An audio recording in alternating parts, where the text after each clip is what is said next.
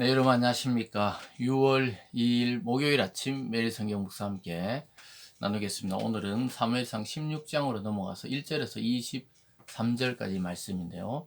제가 1절을 먼저 읽어드리겠습니다. 여호와께서 사무엘에게 이르시되 내가 이미 사울을 버려 이스라엘 왕이 되지 못하게 하였거늘 내가 그를 위하여 언제까지 슬퍼하겠느냐. 너는 뿔에 기름을 채워 가지고 가라. 내가 너를 베들레헴 사람 이새로 보내리니 이는 내가 그의 아들 중에서 한 왕을 보았느니라. 아멘. 7절을 한 구절 더 읽습니다. 여호와께서 사무엘에게 이르시되 그의 용모와 키를 보지 말라. 내가 이미 그를 버렸노라. 내가 보는 것은 사람과 같지 아니하니 사람은 외모를 보거니와 나 여호와는 중심을 보느니라. 또 한 절을 더 봅니다. 13절과 14절로 가보겠습니다. 사무엘이 기름 뿔병을 가져다 그의 형제 중에 그에게 부었더니 이날 이후로 다윗이 여호와의 영에 크게 감동되니라. 사무엘이 떠나서 라마로 가니라. 여호와의 영이 사울에게서 떠나고 여호와께서 부리시는 악령이 그를 번뇌하게 한지라. 아멘. 오늘 내용 전체를 중심으로 하나님의 영과 악령, 하나님의 영과 악령이라는 제목으로 말씀을 증거하겠습니다. 이제 사울을 하나님이 버리시고 물론 왕의 직분은 유지하고 있었지만 하나님의 마음에서 이제 그는 왕이 더 이상 아니다 이렇게 하고 왕을 버리시고 나서 오늘 새 왕을 선택하는 그 과정을 보여주고 있습니다. 다윗이라는 한 사람을 택하시는 그 과정을 통해 우리의 구원과 또 우리의 여러 가지 하나님의 믿는 믿음이나 이런 것들이 우리의 조건이나 외모나 또는 뭐 요즘 시대에서는 학력이나 또는 자기 사회적 위치나 이런 것과 상관없이 그 중심을 보시고 하나님이 뽑으신다는 것을 보게 됩니다. 즉 아까 7절에 읽어드렸듯이 사람은 외모를 보거니와 사람은 외모를 볼 수밖에 없어요. 얼굴 또 옷 입은 것 또 그가 가진 학벌이나 지위나 또 경제적인 영향력 이런 것이 외모지요. 그런 조건을 볼 수밖에 없다는 거예요. 그렇지만 하나님은 중심을 보신다 이렇게 보고 있습니다. 중심이란 것은 우리가 믿음이라고 볼 수도 있고요. 또 하나님을 향한 사랑, 또 그 사람의 순수함, 또 그 사람의 진실함, 또 하나님 말씀에 순종하는 그런 마음이라고 볼 수 있겠죠. 그래서 하나님은 그 외모만 보고 판단하신 것이 아니라 그 사람의 중심을 보고 있다는 사실을 오늘 보여주고 있습니다. 여러분, 저와 여러분이 어떤 조건을 통해 하나님께 구원받은 게 아니라는 것이죠. 하나님이 우리에게 먼저 믿는 마음을 부어주시고 또 우리의 마음을 순수하게 하나님을 따르도록 그 마음을 주셔서 따를 수가 있는 것이죠. 어쨌든 오늘 첫 번째로 보면 내가 한 왕을 보았다 이렇게 말씀합니다. 그러면서 사무엘에게 더 이상 슬퍼하지 말라. 내 눈물을 닦으라는 것이죠. 아까 1절에 읽어드린 대로 중간에 보면 내가 그를 위하여 언제까지 슬퍼하겠느냐. 너는 뿔을 기름에 채워 가라. 내가 너를 베들레헴의 한 사람 이새에게 보내리니 이는 내가 그의 아들 중에 한 왕을 보았다 이렇게 말씀합니다. 베들레헴의 이새라는 그 사람의 아들 8명 중에 그 한 왕을 보았다는 거예요. 결국 그것이 나중에 보면 막내 아들 다윗인 것을 우리는 알게 됩니다만 하나님은 이미 사무엘이 모르고 있을 때 다른 왕을 선택하고 계셨다는 거예요. 왜냐하면 사울을 버렸기 때문에 이제 하나님 마음에 합한 자를 찾고 있는 것이죠. 그래서 그 명령을 따라 사무엘이 이새의 집에 갑니다. 그랬을 때 사람들이 혹시 무슨 일 때문에 오느냐고 물어봅니다. 6절에 오면 4절이죠. 사무엘이 여호와의 말씀대로 행하여 베들레헴의 이름에 성읍 장로들이 떨며 그를 영접하여 이르되 평강을 위하여 오시나이까? 이르되 평강을 위하여이니라. 내가 여호와께 제사하러 왔으니 이렇게 말합니다. 평강을 위해서 왔냐고. 왜냐하면 선지자와 또 제사장이 왔기 때문에 혹시 자기들을 심판하러 오는 건지 아니면 무엇을 지적하러 온 건지 아니면 은혜 내려주시는 건지 물어보면서 두려워하면서 평강을 위해서 왔습니까? 이랬을 때 사무엘이 평강을 위했다. 함께 제사를 드릴 테니까 성결하게 하고 너희들은 다 나와서 함께 예배드리자 이렇게 말씀합니다. 그러면서 5절 끝에 이새와 그의 아들들을 성결하게 하고 제사에 정하니라. 그러니까 이 제사를 가장해서 하나님이 다음 왕을 선택하는 것이죠. 왜냐 기존의 왕이 사울이 있기 때문에 또 다른 왕을 선택했다고 만약에 알려질 경우에 다 죽게 되는 것이죠. 그래서 하나님이 제사, 나에게 제사 드린다 하라. 이렇게 지시를 내립니다. 그러고 나서 오늘 두 번째로 사람은 외모를 보지만 하나님은 중심을 보신다. 이것을 다시 강조하고 있습니다. 그래서 결국 다윗에게 기름을 붓는 장면인데요. 실제로는 여호와께서 사무엘이 이르시되 그의 용모와 키를 보지 말라. 이미 그를 버렸다. 이렇게 말합니다. 왜냐하면 이 아들이 첫째 아들, 둘째 아들 쭉 지나가는데 첫째 아들을 보니까 너무 용모가 준수한 거예요. 그 외모와 키를 보니까 이 사람이 정말 하나님이 왕으로 세운 사람이라 해서 다윗의 첫째 형 엘리압에게 사무엘이 기름을 부으려 하는데 하나님이 스톱 멈추라는 거예요. 그가 아니라는 겁니다. 나는 이미 그를 버렸다. 즉 왕이 그 맞이지만 그가 왕이 되는 게 아니라고 이야기하고 있습니다. 그러면서 하신 말씀이 외모를 자꾸 보지 말라는 거예요. 결국은 첫째 왕 사울이 어땠습니까? 준수하고 용모가 뛰어나고 다른 사람보다 어깨보다 더 키가 컸고 이런 사람이었는데 누가 봐도 왕이 될 상이었지만 하나님은 이미 그것에 대해서 쏘으셨다. 그리고 알고 계셨다. 이런 것을 알게 되죠. 그래서 너희들이 그렇게 속아놓고는 또 외모를 보냐는 거예요.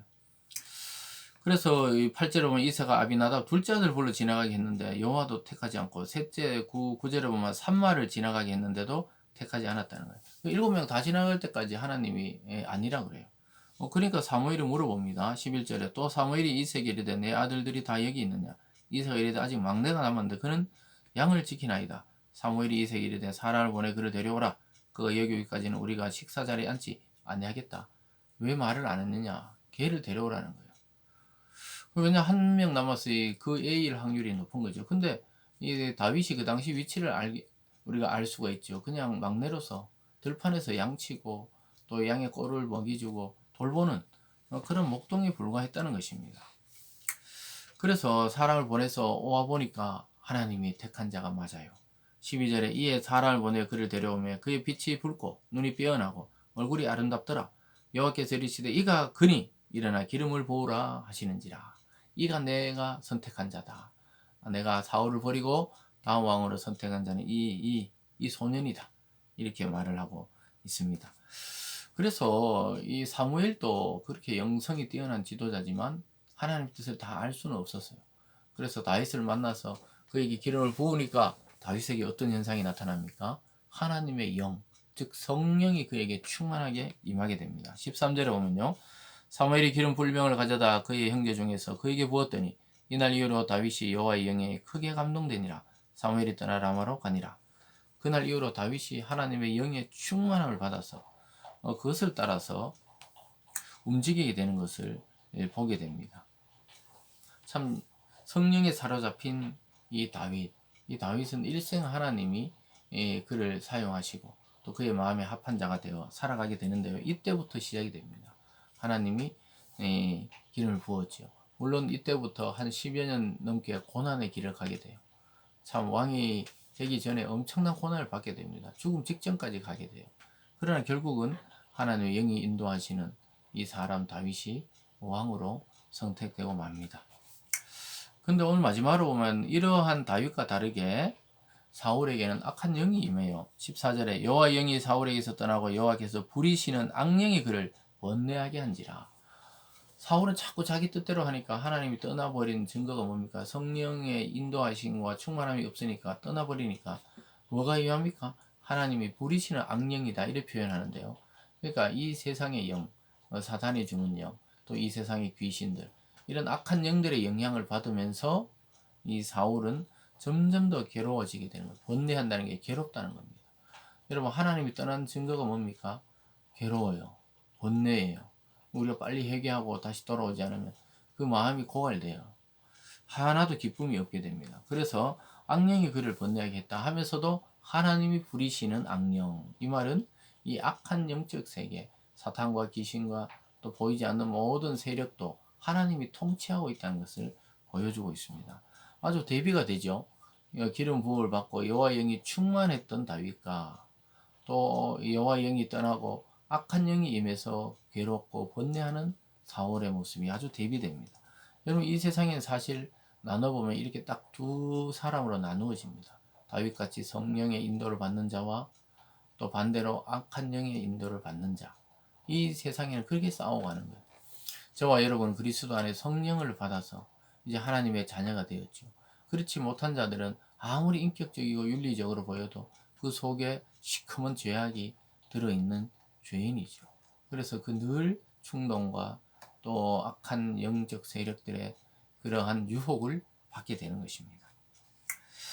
15절을 보면 사울의 신하들이 그에게 이르되 보소서 하나님께서 부리시는 악령이 왕을 번뇌게 하온즉 원하건대 우리 주께서는 당신 앞에 모시는 신하들의 명령하여 수금을 잘 타는 사람을 구하게 하소서.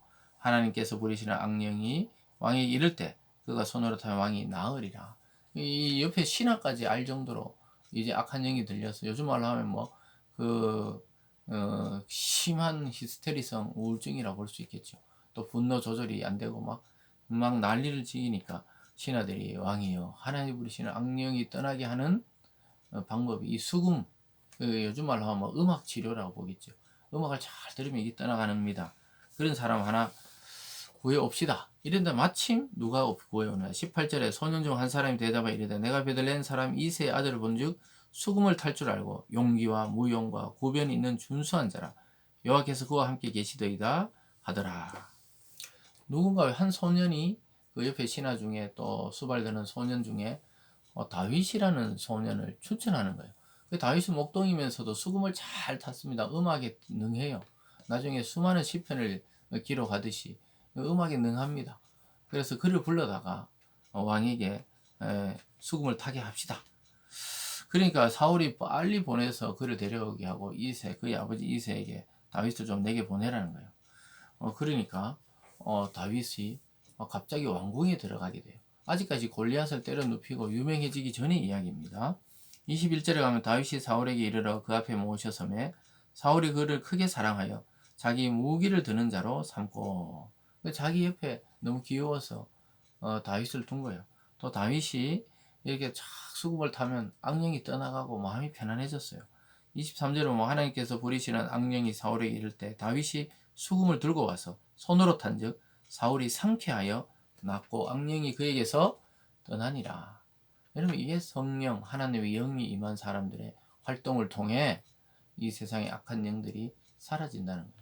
그래서 우리 그리스도인들은 어떤 분야 또 어떤 직위에 있든지 하나님의 사람으로 세상을 섬길 수가 있어요. 그 세상에 평안을 끼칠 수 있는 존재라는 것을 알게 됩니다. 사랑하는 여러분, 오늘 이 말씀을 통해서 우리가 하나님의 영이 임하는 것과 또 하나님의 영이 떠나는 것이 얼마나 무서운 일인지를 비교해서 보고 있습니다. 다윗과 사울의 이 운명이 이제 뒤바뀌는 것을 우리가 보고 있습니다. 여러분 오늘 하루 살아가시면서 사람을 조건으로 즉 그가 가진 여러 가지 외모적인 조건으로 또 가진 환경으로 판단하지 마시고 우리는 이 세상은 결국 외모로 판단합니다. 그러나 예수님을 따르고 하나님의 백성인 우리들조차 그 길을 가서는 안 되겠습니다. 하나님의 영이 임한 중심이 하나님께로 향한 그러한 성도들이 다 될 수 있기를 주님의 이름으로 축원드립니다. 기도하겠습니다. 사랑의 하나님 아버지, 오늘 다윗과 사울의 인생이 참 대조적으로 보이고 있습니다. 하나님 우리에게 성령 충만을 주셔서 이 세상의 영, 악한 영들을 따르지 아니하고 하나님의 영으로 충만해서 오히려 세상을 위로하고 또 세상에 이 구원의 빛을 전해주는 그런 성령 충만한 사람 될 수 있도록 인도하여 주시옵소서. 절대 사람을 외모로 조건으로 판단하지 아니하고 그 사람의 믿음과 마음의 중심을 보고 함께 어울려 살아가는 우리들 되게 도와 주시옵소서. 감사드리며 예수님 이름으로 기도드리옵나이다. 아멘.